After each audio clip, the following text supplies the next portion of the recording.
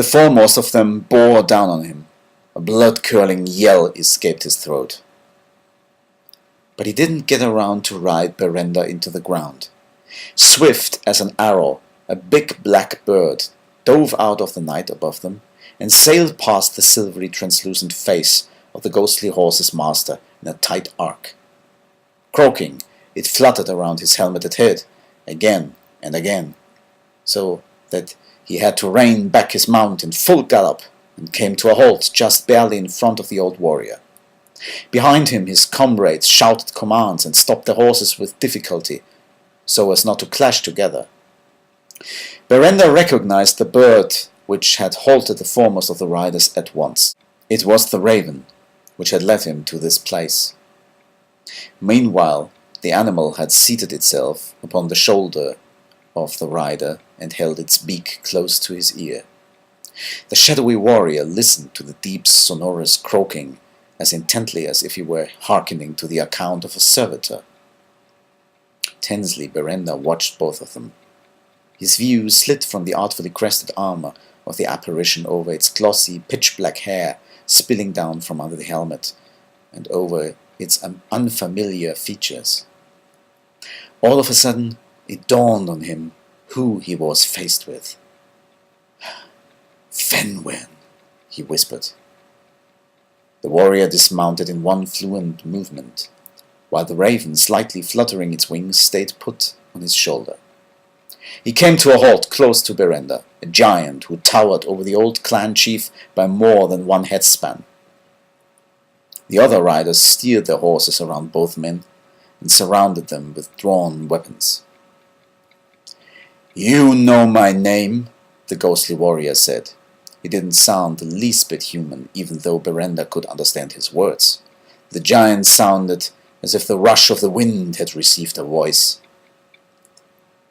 "Every child in the north of Runland knows the stories of the Grey Ram and of the Anusia, his lifeguards," Berenda muttered hollowly, as if he was talking to himself. It was still difficult for him to believe that the ghosts of the mightiest warriors of the Dark Elves from the old days surrounded him. Not all of them were elves. Behind Fenwen and among the riders he also recognized a bare-headed woman, whose bright hair fell down low over her back. Silently she watched him, a sword in her hand. "Then you know as well that the Anusia can't be detained," the rushing voice of the ghost warrior rang in his ears. "Whenever the year draws to a close, we pursue that which has outlived itself for all time through wood and field. We pull it with us into the next world. That is our purpose, which the one with the antlers placed upon us, he who hunts the dead." I am not dead," Berenda replied hoarsely. Fenwen uttered a grisly laughter, and gradually all of his warriors joined in. They sounded like a pack of wolves howling at the moon. "You died in your sleep, old man," the leader of the Anusia said, as the laughter died away. "You were honorably burned on a funeral pyre, together with your horse, and whilst we are speaking together here, your ash is mingling with the black earth of this land." He bent down to Berenda, and in the starfire of his eyes lay the cold necessity of every life to follow its purpose. "You are our prey, like everything that is dead and past." Strangely enough, Berenda barely felt surprise or grief when he listened to Fenwen's words. At last, everything which had recently happened to him made sense. It was good.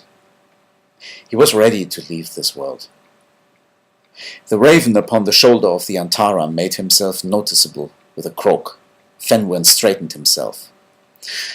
"But someone has spoken in your favor. I was told that in life it was your wish to ride with the storm. Is that so?" Berenda looked into the gleaming black pebble eyes of the raven, which regarded him intently. And suddenly it dawned upon him who hid behind this animal form. Slowly he nodded.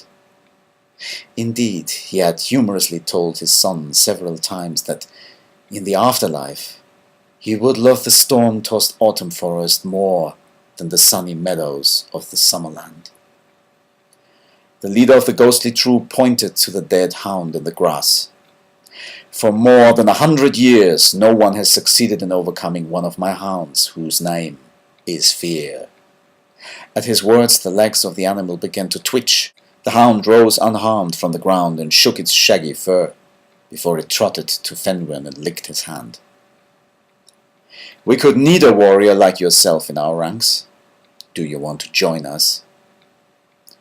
Berenda gave the raven a look which contained more gratitude than any wordy farewell ever could have. Then he looked straight into Fenrir's face. That is my wish. As if at an inaudible command, the riders began to clash their swords upon their round shields. The voice of their leader drowned the noise. Then it shall be so, Berenda. Hunt with us between the stars, from eternity to eternity. Loudly croaking, the raven took wings from Fenrir's shoulder and began to circle the troop of riders. The leader of the Anusia raised a hand, and his warriors receded to make room for a riderless horse that came running out of the forest. Like the rest of the horses, the outlines of its translucent form glinted silvery in the night. Whinnying joyfully, Arsan dashed up to his master, whose shape was becoming transparent as well. Moments later, the thundering hoofbeat of the Anusia filled the night and blended with the deep barking of the hounds and the howling of the storm. Corvin's hand dipped into the warm ash. A still tired sun glanced through misty shrouds down at the remains of the funeral pyre. The young man with shoulder-length brown hair straightened himself. His sooty fingers played thoughtfully with a pale raven skull, which hung on a leather band on his naked breast, blackening it in doing so.